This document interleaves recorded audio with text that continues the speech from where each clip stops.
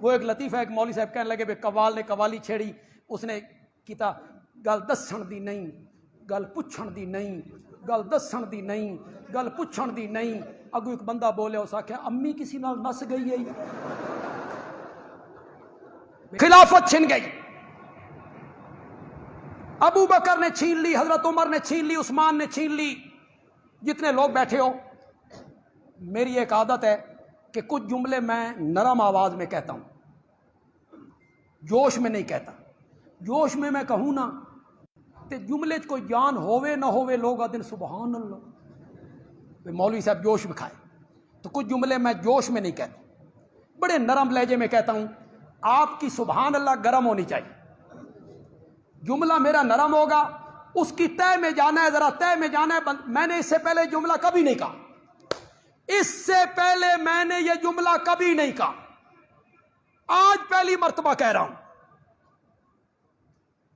بندیالوی کہتا ہے خلافت ابو بکر نے چھین لی، حضرت عمر نے چھین لی، حضرت عثمان نے چھین لی۔ پھر ایک وقت آیا 36 ہجری میں خلافت حضرت علی کے پاس آ گئی، آئی کہ نہیں آئی؟ بولو بولو، بولتے کیوں نہیں ہو؟ میں نے کہا اب تو خلافت گھر آ گئی تھی، اب اٹھا کے پھر معاویہ کو کیوں دے دی؟ پتہ نہیں سمجھے ہو کہ نہیں سمجھے یار؟ ہن تے گھر آ گئی سی، اب تو گھر آ گئی ہے، اب اسے اٹھا کے پھر کس کو دے دی؟ پھر معاویہ کو دے دی۔ فلاں چیز انہوں نے غصب کر لی، فلاں چیز انہوں نے غصب کر لی، ان سے میری کوئی گفتگو نہیں۔ جو صحابہ کو مسلمان ماننے کے لیے تیار نہیں، میری اس سے کوئی گفتگو نہیں، میں اسے مخاطب بھی نہیں کرنا چاہتا۔ جو صحابہ کے ایمان میں شک کرتا ہے، وہ ایمان جس کے بارے میں اللہ نے کہا تھا کہ صحابہ کے دلوں والی تختی جب میرے نبی نے صاف کر دی تھی تو میں نے اس پر اپنے ہاتھوں سے ایمان لکھ دیا تھا، میں نے لکھا ایمان ان کے دلوں پر۔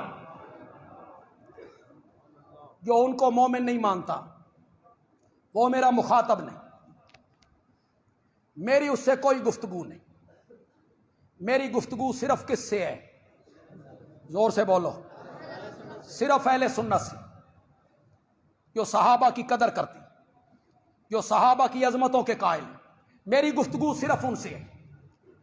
میری ایک بات کا جواب دے دو اہل سنت کے لوگوں، علماء بھی، نوجوان بھی، بزرگ بھی، میری ایک بات کا جواب دے دو خدا کے لیے۔ اگر سامنے کفر ہوتا، اگر سامنے دین کو بگاڑنے والا ہوتا، اگر شریعت کو بدلا جا رہا ہوتا، اگر دین کو تبدیل کیا جاتا ہو رہا ہوتا، اگر دستور اسلام میں تبدیلی اس کی کوشش ہو رہی ہوتی، شریعت بدل رہی ہوتی، دین ختم ہو رہا ہوتا، تو بولو اکیلا حسین نکلتا یا دوسرے صحابہ بھی نکلتے؟ بولو زور سے بولو، نکلتے کہ یا نہ نکلتے؟ پھر کوئی نکلا؟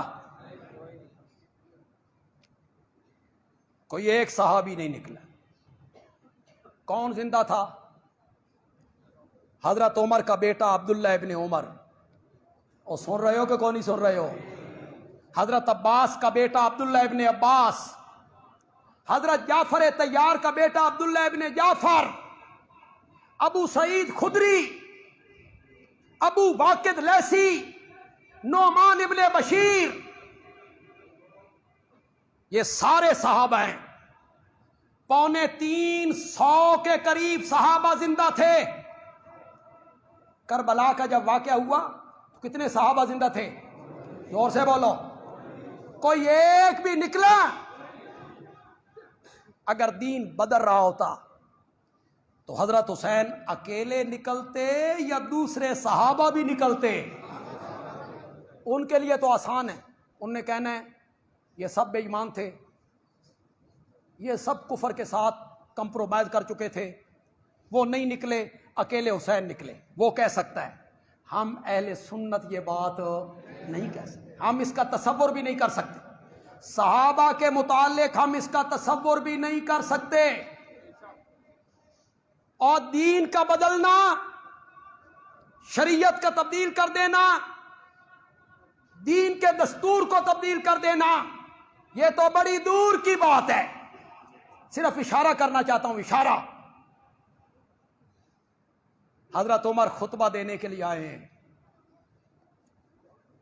جلال ہے، آدھی دنیا کا فرما روا ہے، کیسر و کسرا اس کا نام سن کے کانپنے لگتے ہیں۔ ایک صحابی کھڑا ہو جاتا ہے، حضرت عمر کہتے ہیں سنو، اطاعت کرو۔ وہ کہتا ہے نہیں سنتے، نہیں اطاعت کرتے۔ کہ کیوں؟ کہ جس کپڑے کا کرتا آپ نے پہن رکھا ہے، یہ کپڑا ہمیں بھی ملا تھا، ہمارا کرتا تو نہیں بنا، آپ کا کرتا کیسے بنا؟ صحابہ تو ایسے تھے، صحابہ، دین کا بدلنا تو بڑی دور کی بات ہے میرے بھائی، صرف اتنی سی بات، آپ کا کرتا کیسے بنا؟ یہ ہے مدینے کی ریاست۔ اب تو آ رہی ہے افغانستان کی ریاست۔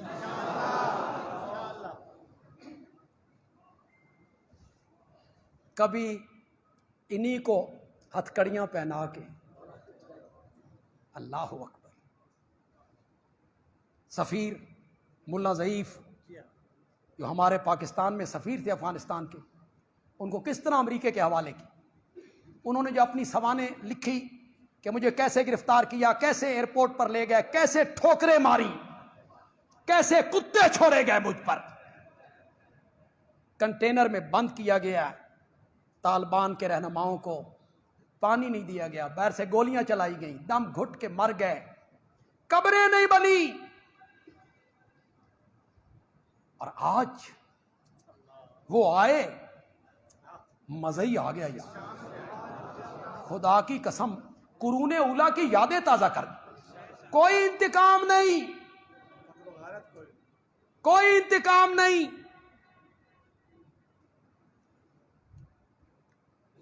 کہ جنہوں نے ہمارے ساتھ یہ سلوک کیا ہم لٹکا دیں گے، نہیں، عام معافی کا اعلان کر کے 14.5 صدیوں کے بعد طالبان نے فتح مکہ کی یاد تازہ کر کے رکھ دی۔ میرے نبی نے بھی خون کا ایک قطرہ نہیں بہایا تھا، فتح مکہ ہوا، کوئی لڑائی نہیں ہوئی، میرے نبی آئے اور میرے نبی نے کہا لا تثریب علیکم اليوم انتم الطلقاء، جاؤ، آج کوئی بدلہ نہیں ہے، میں نے تم سب کو معاف کر دیا۔ آج ملالہ کہتی ہے، ہمارے ایک وزیر کو ٹیلی فون کرتی ہے، افغانستان میں عورتوں کے حقوق کا کیا بنے گا؟ میں آخیا بی بی کدی کشمیر دی عورتوں دے واسطے بھی بول، وہ بھی عورتیں ہیں، وہ جو 1 سال 1.5 سال سے لاک ڈاؤن میں ہیں نا، جن کے بچے دودھ کے لیے ترستے رہتے ہیں، ان عورتوں کے بارے میں بھی کئی بول، ان کی تعلیم کے بارے میں بھی بول۔ تمہیں یہاں تعلیم یاد آئی، اللہ تعالیٰ بہتری کرے گی، اللہ تعالیٰ ان کی مدد کرے گی، اللہ بہتری کرے گی۔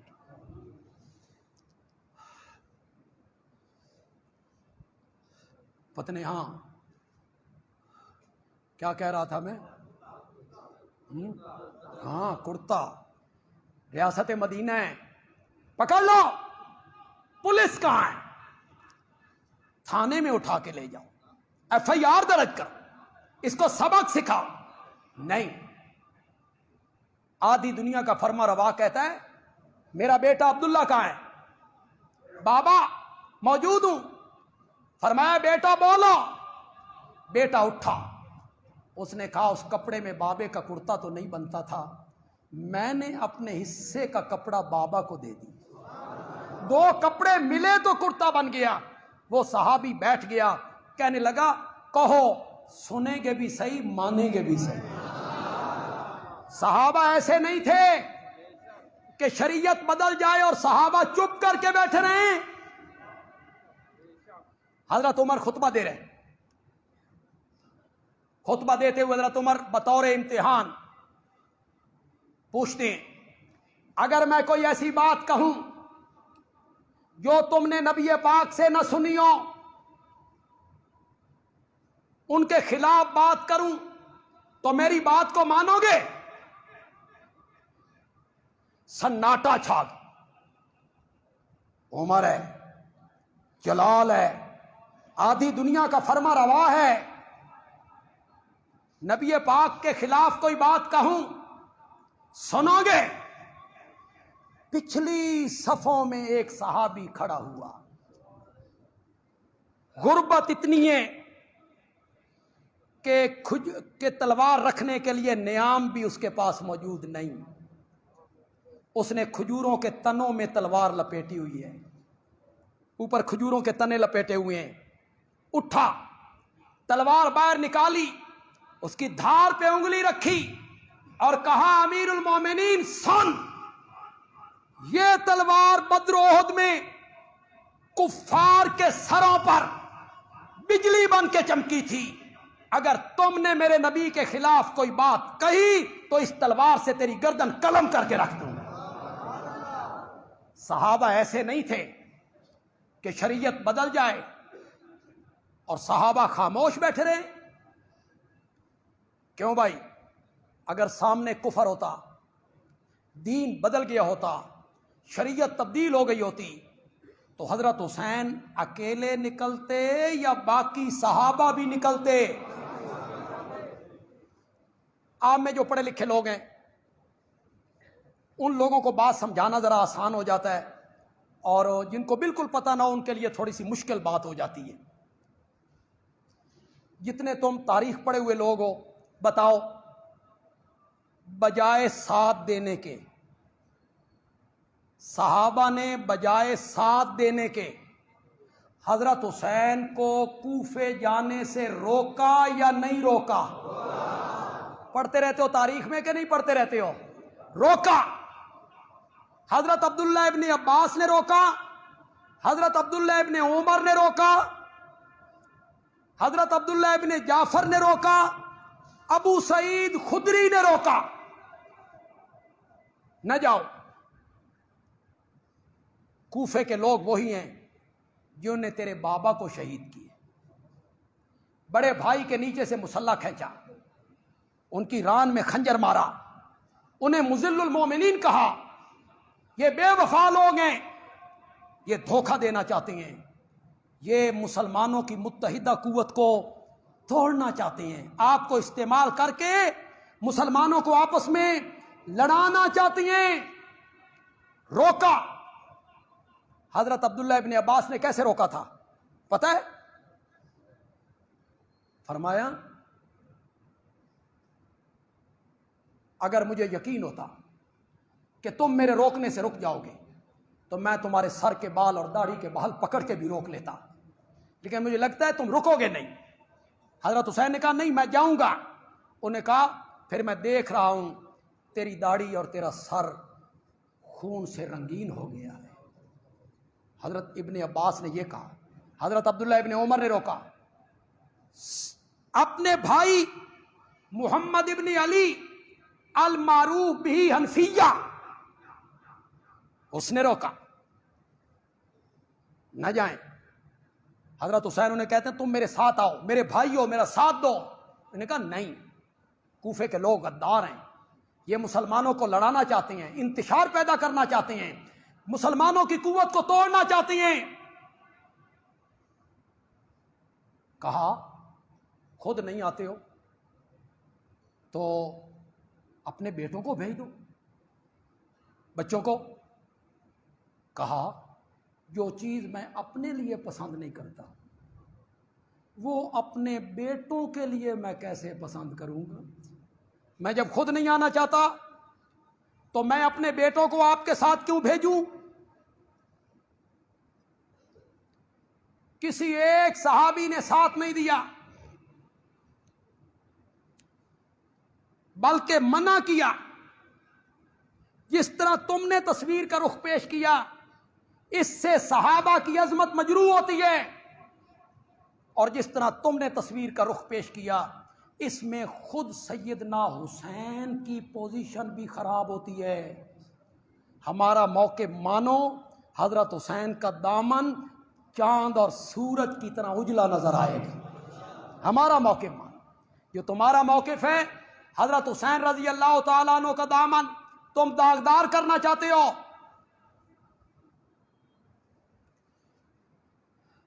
کیوں بھائی؟ جتنے پڑھے لکھے لوگ بیٹھے ہو، میری تقریر دنیا بھر میں لوگ لائیو سن رہے ہوں، کئیوں کے پاس بعد میں پہنچے گی، ہزاروں لوگ سنیں، کومنٹ بھی ہوں. کومنٹ میں لوگ گالیاں بھی نکالیں، گالیاں زیادہ نکالیں. حضرت حسین کا دشمن ہے، حضرت علی کا مخالف ہے، خاندان علی کا مخالف ہے. لعنت بر دشمنان علی، لعنت بر دشمنان علی، لعنت بر دشمنان. یہ کومنٹ کریں گے، کومنٹ کریں گے. کچھ ہماری نسلوں کے متعلق بھی بات کریں، کچھ بھی حیا ہوں گے، ہمارے والدین تک بھی جا پہنچے. رگوں میں شریف ماں کا دودھ دوڑتا ہو، شریف باپ کا خون دوڑتا ہو، تو لوگ دوسروں کے ماں باپ کا کیا کرتا ہے؟ حیا کرتا ہے، عزت کرتا ہے، حیا کرتا ہے. کومنٹ نہ کرو، گالیاں مت دو، دلائل کے میدان میں آ کے گفتگو کرو، دلیل سے بات کرو، دلیل سے. ایک بات جو میں نے پہلے کہی ہے، کومنٹ چھوڑ دو، اس میری بات کا جواب دو. پھر بندیالوی کہتا ہے میری اس بات کا جواب دو کہ سن 35 ہجری میں خلافت، حکومت حضرت علی کے گھر آ گئی تھی، انہوں نے پھر اٹھا کے معاویہ کو کیوں دی تھی؟ مطمئن کرو ہمیں. تھالی میں رکھ کے معاویہ کے ہاتھ میں دے دی. کون دینے والا تھا؟ زور سے بولو، زور سے بولو. حیدر کرار کے بیٹے نے دی تھی، حسنین کریمین نے دی تھی. کیوں دی؟ تم تو کہتے تھے فلاں نے چھین لی، فلاں نے چھین لی، فلاں نے چھین. اس کا جواب دو نا. گالیاں دینی آسان ہے کہ سلو چاہتے تھے، اتحاد چاہتے تھے، سلو کے لیے قربانی دے دی. بندیالوی کہتا ہے بڑے بھائی نے سلو کے لیے قربانی دے دی، چھوٹے بھائی نے کیوں نہیں دی؟ ہمیں مطمئن کرو. بڑے بھائی نے ظلم کے ساتھ سلو کر لی، چھوٹا بھائی کیوں ٹکرا گیا؟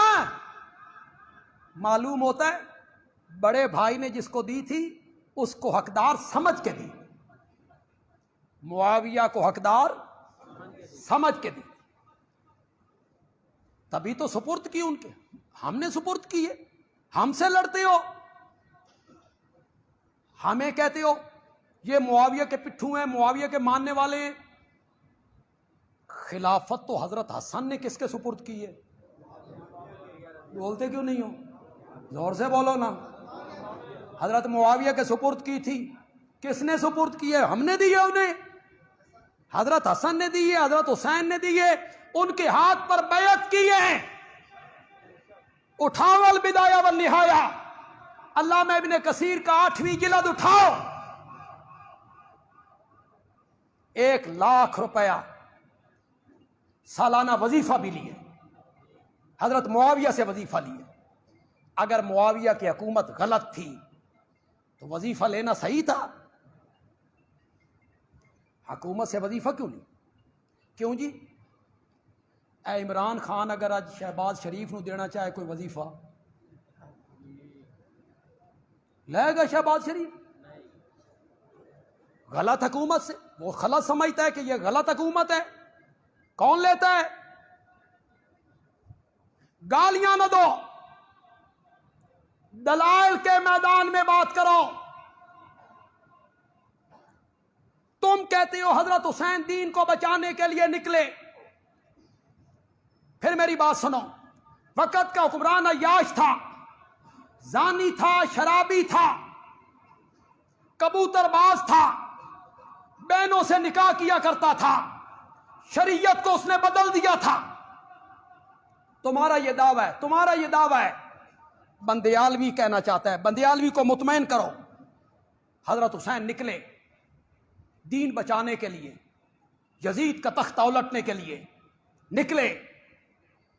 چلتے چلتے چلتے چلتے ایک مقام پہ آئے. کوئی انکار کرے تاریخ پڑھنے والا آدمی، کوئی انکار کرے تاریخ جاننے والا آدمی، ایک مقام پہ آئے. ابن سعد کے دستے نے راستہ روکا کہ کہاں؟ کہ کوفے. کہ کیوں؟ انہوں نے بلایا ہے کہ ہم نے بیعت نہیں کی ہے، آپ آئیں. میں ادھر جا رہا ہوں. یہ خط دیکھو. ابن سعد نے کہا کیوں بھائی، یہ جو بڑے لوگ ہوتے ہیں، بڑے لوگ، چودھری، سردار، یہ کوئی لکے ہوتے ہیں؟ ہمارے شہر کے جو بڑے لوگ ہیں چھپے ہوئے ہیں کسی سے؟ یہ پارلیمنٹ کے ممبر ہیں، قومی اسمبلی کے، صوبائی اسمبلی کے سینیٹر ہوتے ہیں، یہ کوئی چھپے ہوئے لوگ ہوتے ہیں؟ یہ سیاسی لوگ، بڑے لوگ، ان ساروں کے خطوط تھے حضرت حسین کے پاس. یہ میرے پاس ان کے خطوط. ابن سعد نے کہا جناب یہ جن کے خطوط ہیں نا، یہ ذرا نظر دوڑائیے، یہ سارے میرے دستے میں کھڑے ہیں. حضرت حسین نے دیکھا وہ سارے چودھری اور سردار خط لکھنے والے وہ کس کے دستے میں تھے؟ ابن سعد کے دستے. حضرت حسین نے ایک ایک کو آواز لگائی، او فلاں، او فلاں، او فلاں، او فلاں، یہ خط تمہارے نہیں ہیں. انہاں کیا سن 5 تن دی 100 ہیں.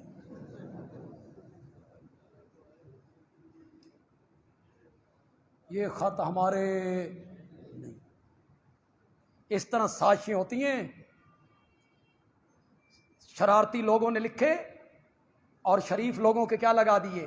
ذمے لگا. ان کے دستخط نیچے، ان کی مورے نیچے.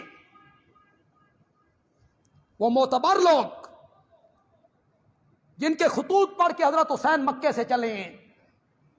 ابن سعد نے کہا وہ تو میرے ساتھ کھڑے ہیں. حضرت حسین نے ایک ایک کو آواز لگائی. انہوں نے کہا ہم نے نہیں لکھے، ہمیں کوئی پتہ نہیں، قسمیں اٹھا گئے.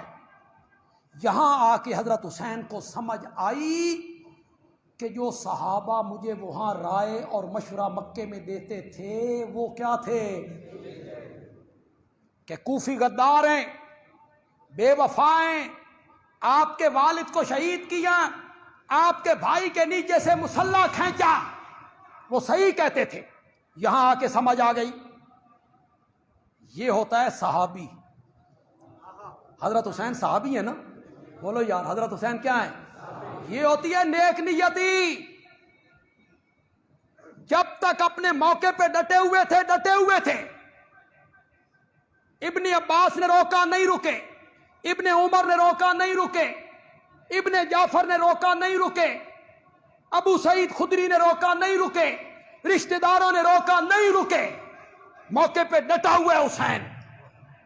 اور یہاں آ کے جب حقیقت حال کھلی تو اب ڈٹتا نہیں ہے، اس پہ ڈٹ جائے، اڑ جائے. حقیقت حال کی سمجھ آئی تو بولو. اور نوجوانوں بولو. تاریخ اگر تم نے پڑھی ہے، کل اخباروں والے بھی لکھیں گے، اخباروں والے بھی واقعہ کربلا لکھیں گے تو یہ بات وہ بھی لکھیں گے.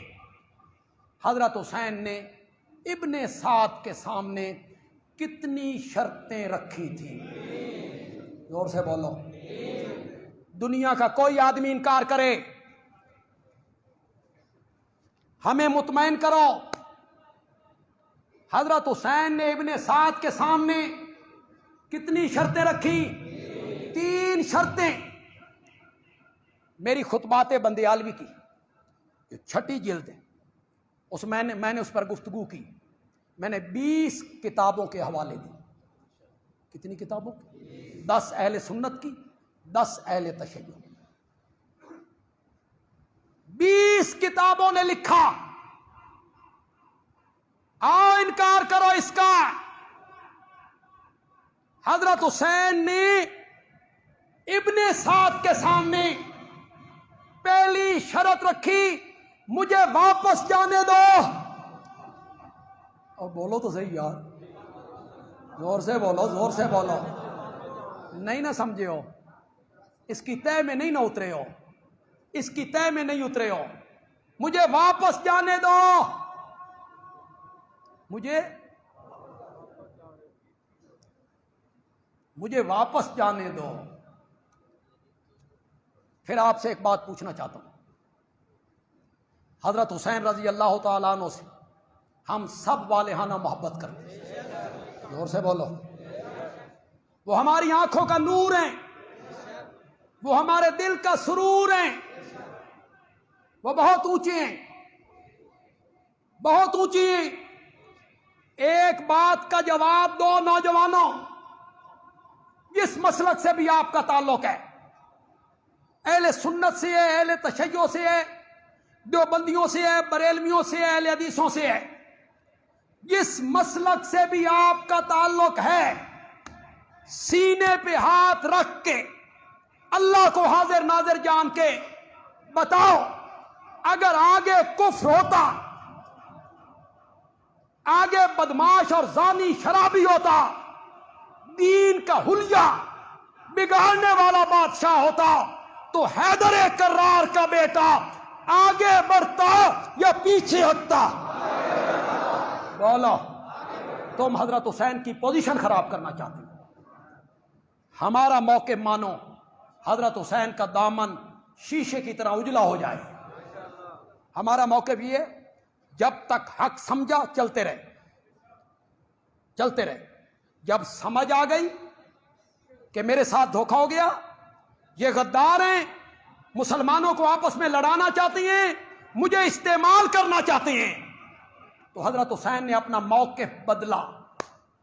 پہلے آگے جا رہے ہیں، اب کیا کہتے ہیں؟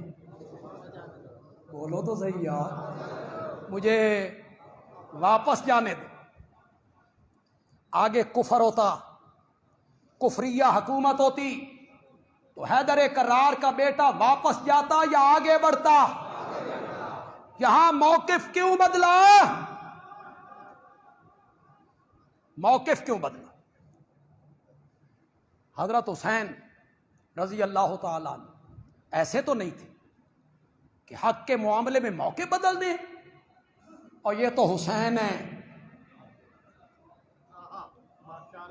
اور یہ تو میرے نبی کا نواسہ ہے، حیدر کرار کا فرزند ہے، فاطمۃ الزہرا کا دل بند ہے.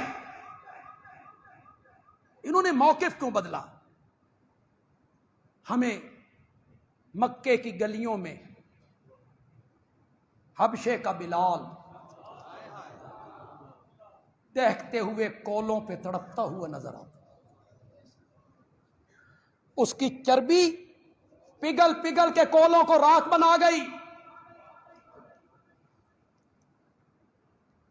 نمک ملا پانی چھڑکا گیا، مکے کی نکیل دار زمین پہ گھسیٹا گیا. دوسرے دن پھر تپتے ہوئے کولوں پہ لایا گیا، اور مالک کہتا ہے بلال پھر بھی اس کا نام لے گا.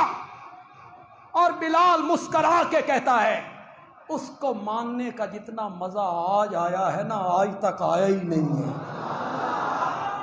بدلا موقف.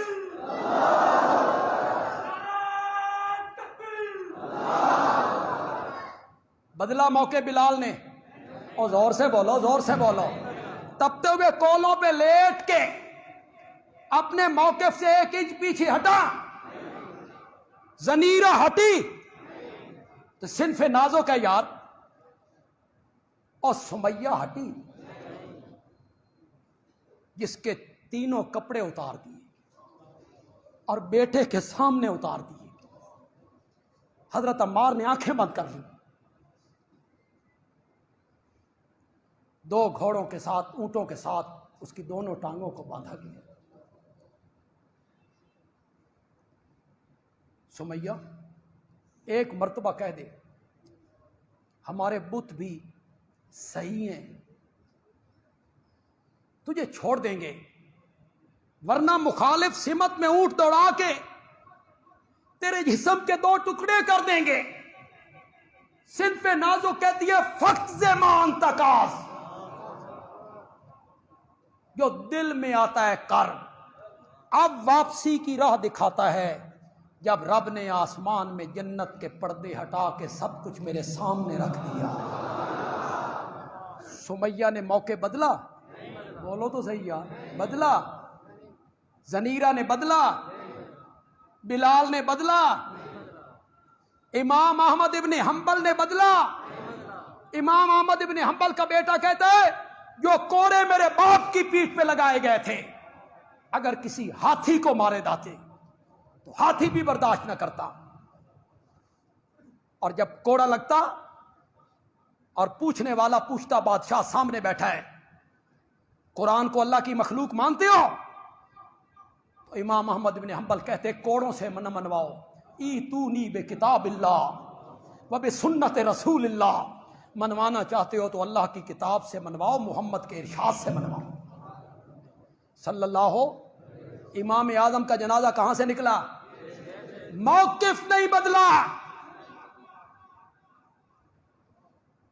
ایک بات کہا کرتا ہوں، کتنے لوگ اس اشارے کو سمجھیں گے یار، اکثر کہا کرتا ہوں، اسی موقع پہ کہا کرتا ہوں، اور یہ تو سیدنا حسین ہے،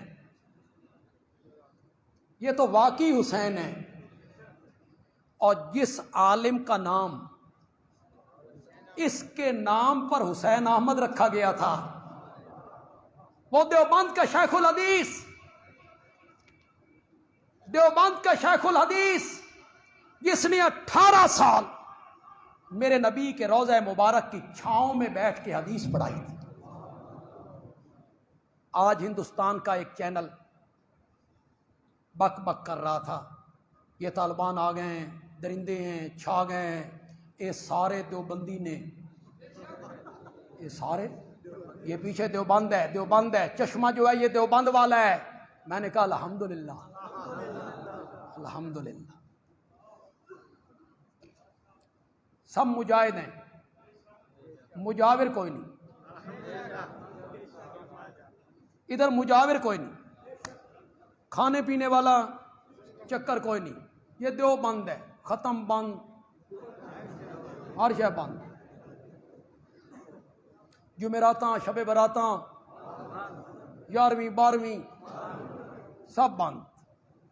دیوبند جو واقعی چشمہ تھا بھائی، کیسے اس کی شاخیں پھوٹی، کوئی ضیاء العلوم بن، کوئی تعلیم القرآن بن، مدرسے بنتے چلے، گلی گلی، شہر شہر، کریا کریا مدرسے بن۔ دیوبند کا شیخ الحدیث ہے حسین احمد مدنی، خالق دینہ حال میں انگریز جج کے سامنے کھڑا ہے،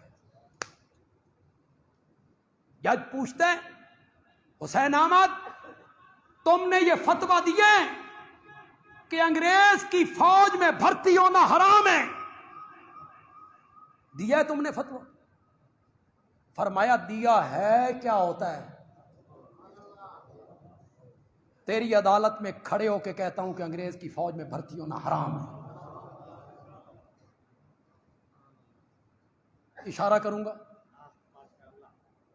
تفصیل میں نہیں جاؤں گا، کسی کو تکلیف نہ ہو۔ یہ حسین احمد مدنی نے انگریز سے ٹکر اس وقت لی تھی جب تیرے سیاسی لیڈروں کے بابے اور دادے ان کے گھوڑوں کی پالش کر کے مربے لیا کرتے تھے، خارش گھوڑوں کی ٹھیک کیا کرتے تھے، تیل لگایا کرتے تھے، مربے لیتے تھے، گھوڑی پال مربے، اس وقت ٹکر لی۔ اب کہتا ہوں انگریز کی فوج میں بھرتی ہونا حرام ہے۔ انگریز نے کہا، جج نے کہا اس کی سزا جانتے ہو؟ یہ بغاوت ہے۔ بغل سے لٹھا نکالا، میز پہ پھیلایا، فرمایا سزا جانتا تھا، اسی لیے تو کفن دیوبند سے ساتھ لے کے آیا۔ موقف نہیں بدلا۔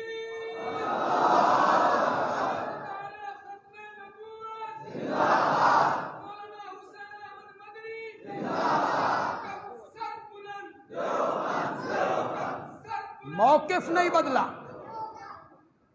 حسین احمد مدنی موقف نہیں بدلتا۔ سیدنا حسین نے موقف کیوں بدلا؟ ہمیں مطمئن کرو۔ کیا اب خبر آ گئی تھی بھائی یزید پارسا ہو گیا، آپ بے زائد ہو گیا، اب اس نے تہجد پڑھنی شروع کر دی ہے؟ یہ خبر پہنچ گئی تھی؟ اب وہ مسلمان ہو گیا ہے، اسلام کو بطور قانون اس نے نافذ کر دیا ہے، یہ خبر آ گئی تھی؟ کیوں کہا؟ کہانیاں گھڑتے اور شعر و شاعری کرتے رہتے ہو۔ ظفر علی خان نے کہا تھا اسلام زندہ ہوتا ہے ہر کربلا کے بعد۔ کیوں پہلے اسلام مر گیا سی اور بعد میں کیا زندہ ہوا جی؟ یہ پڑھے لکھے لوگ جو بیٹھے، شعر و شاعری کیا ہوتی ہے یار؟ شعر و شاعری کیا ہے؟ یہ جو پڑھے لکھے لوگ بیٹھے ہو، کربلا کے واقعہ کے بعد یزید کی حکومت ختم ہو گئی تھی؟ بولو۔ 3 سال بعد تک وہی حکمران رہا، 3 سال تک، اور 70 سال تک اس کی نسل بادشاہ رہی، 70 سال تک اس کی اولاد میں رہی حکومت۔ کیا ہو گیا تھا جی؟ کیا پہلے اسلام فوت ہو گیا تھا، اب زندہ ہو گیا؟ شعر و شاعری کیا ہوتی ہے جی؟ وَالشُّعَرَاءُ يَتَّبِعُهُمُ الْغَاوُونَ، شاعروں کے پیچھے گمراہ لوگ چلتے ہیں، شاعر جو کہتے ہیں وہ کرتے نہیں ہیں، مبالغے کرتے ہیں، مبالغے۔ او بڑو بڑو بڑو کہ محبوب ہوئے نا توے دے پچھلے پاسے آر، تو کہتے ہیں میرا محبوب تو چاند کا ٹکڑا ہے، تے محبوب دا قد ہوئے 1 گٹھ 9 انچ، تو وہ کہتے ہیں سرو قد ہے، سرو قد۔ شعر و شاعری سے باتیں ثابت کرتے ہو؟ شعر شاعری کیا ہوتی ہے؟ میں لطیفے کے طور پہ سنایا کرتا ہوں بھائی، کسی شاعر نے کہا تھا کہ میرا دوست جدا ہو گیا، میرا یار جدا ہو گیا، میرا معشوق میرا محبوب جدا ہو گیا، اس کی جدائی میں رونے لگ گیا، پریشان ہوا، روتا رہا۔ تو اپنے رونے کی کیفیت بیان کرتا ہے، ذرا سنو۔ کہتا ہے ایک دن رویا میں ہجر یار میں، ایک دن رویا میں ہجر یار، ہجر جدائی، ایک دن رویا میں ہجر یار میں، 9 سمندر 200 نالے 8 ندیاں بہ گئیں۔ چل بھائی چنگر انا بھائی تو، 9 سمندر 200 نالے 8 ندیاں بہ گئیں۔ شعر و شاعری کیا ہوتی ہے بھائی؟ اور بھائی کوئی سرائکی بیٹھا ہے، سرائکی سرائکی سرائکی، آپ کہاں سرائکی آ گئے یار؟ گجرالہ کتنے سرائکی چاہ گئے؟ جو سرائکی بیٹھے ہو، سرائکی، واہ جی واہ، سرائکی۔ سرائکی میری زبان نہیں ہے، میں نے تو ایک شعر پڑھا تھا کسی اخبار میں، بس مجھے اچھا لگ گیا، میں نے لکھ لیا کہیں۔ اب شاعر کہتا ہے میں اپنے دوست کا گھر کا جو راستہ ہے نا، وہ کتنا آسان ہے، کتنا آسان ہے وہ راستہ، ذرا اس کو کس طرح بیان کرتا ہے ذرا سنو۔ کیویں ساکو یاد نہ راسی، کیویں ساکو یاد نہ راسی، تیڈے گھر دا رستہ، تیرے گھر کا راستہ ہمیں یاد کیسے نہیں رہے گا؟ کیویں ساکو یاد نہ راسی تیڈے گھر دا رستہ، دوں تو سارے جنگل آسن ترائے تو سارے دریا۔ گھر تا بھائی چنگی جاتے، دوں تو دو جنگل آئیں گے درمیان میں، اور اس کے درمیان میں تین کیا آئیں گے؟ شعر و شاعری کیا ہوتی ہے؟ شاعر لوگ مبالغے کرتے ہیں، بڑھا چڑھا کے بات کر، تبھی تو قرآن نے کہا، اور کہاں کا تم میرے نبی کو شاعر کہتے ہو؟ پھر عظمت صحابہ پہ ایک بات ذہن میں آ گئی، پسند آ جائے تو پھر سبحان اللہ آپ نے کہنی، کہو گے میرے نبی کو شاعر کہتے ہو؟ آپ پاگلو، والشعراء یتبعہم الغاوون، شاعروں کے پیچھے گمراہ لوگ چلتے ہیں، اور میرے نبی کے پیچھے تو ابو بکر و عمر جیسے لوگ چلتے ہیں، میرے نبی کے پیچھے تو عثمان و علی جیسے لوگ چلتے ہیں، میرے نبی کے پیچھے تو طلحہ و زبیر جیسے لوگ چلتے ہیں، اور شاعروں کے پیچھے گمراہ لوگ چلتے ہیں۔ شعر و شاعری کل اخباروں والے لکھیں گے، بڑی شاہ سرخیاں لکھیں گے، ہمارے خطیب کان پہ ہاتھ رکھ کے لے کے پڑھیں گے، شاہ ہست حسین، بادشاہ ہست حسین، دین ہست حسین، دین پناہ ہست حسین، سرداد نداد دست در دست یزید، حقا کے بنائے لا الہ ہست حسین۔ وہ کہیں گے سبحان اللہ، حقا کے بنائے لا الہ ہست، نہ صحافیوں کو پتہ ہے، نہ قلمکاروں کو پتہ ہے، نہ آپ کو پتہ ہے اس کا معنی کیا؟ حقا کے بنائے لا الہ۔ قوالی کر رہا تھا اور اس نے مصرع اٹھایا، دریاب حباب اندر، دریاب حباب اندر، دریاب حباب اندر۔ حباب کہتے ہیں بلبلے کو، یہ پانی کے اوپر بلبلا نہیں ہوتا، تو بھائی پورا دریا جو ہے نا یہ بلبلے کے اندر ہے، جس کو ہم کہتے ہیں سمندر کو کوزے میں بند۔ دریاب حباب اندر، دریا۔ پھر قوال جب مصرع دہراتے ہیں نا، ایک کے مصرے نو چمڑ جانے، اس مصرے نو آکھ کے نا، تو پھر لوگ آگے ہاتھ باندھتے تو گل دسن دی نہیں، گل پوچھن دی نہیں۔ اس نے کہا دریاب حباب اندر، دریاب حباب اندر۔ ایک آدمی نا اس کو حال چڑھ گیا، اس کو حال چڑھ گیا، جھومنے لگا۔ دوسرے بندے نے کہا یار مصرع تیرا اونچا کوئی نہیں جس پر تجھے حال چڑھ گیا ہے، دریاب حباب اندر۔ اس نے کہا واہ مصرع اچھا نہیں ہے، یہ کہہ رہا ہے دریا میں بہا بندر۔ وہ کیا کہہ رہا تھا؟ دریاب حباب اندر۔ اس نے کیا سمجھا؟ دریا میں بہا بندر۔ اس نے کہا دریا میں بندر بہ بھی جائے، اس میں حال چڑھنے والی کون سی بات ہے؟ تو کہتا ہے جب بندر دریا میں بہ رہا ہوگا نا تو کتنا مزہ آ رہا ہے۔ پتہ کہتا لوگوں کو کوئی نہیں ہوتا اس کا ترجمہ کیا ہے، بس حقا کے بنائے لا الہ ہست حسین۔ کس نے کہا جی؟ معین الدین چشتی صاحب نے رحمت اللہ علیہ، بڑے بزرگ ہیں جی، بڑا نام ہے، بڑا نام ہے جی، بڑا اونچا نام ہے اہل سنت میں، حضرت معین الدین چشتی۔ انہوں نے کہا ہے میں سارے ملک کے علماء کو، سارے ملک کے شاعروں کو، سارے ملک کے صحافیوں کو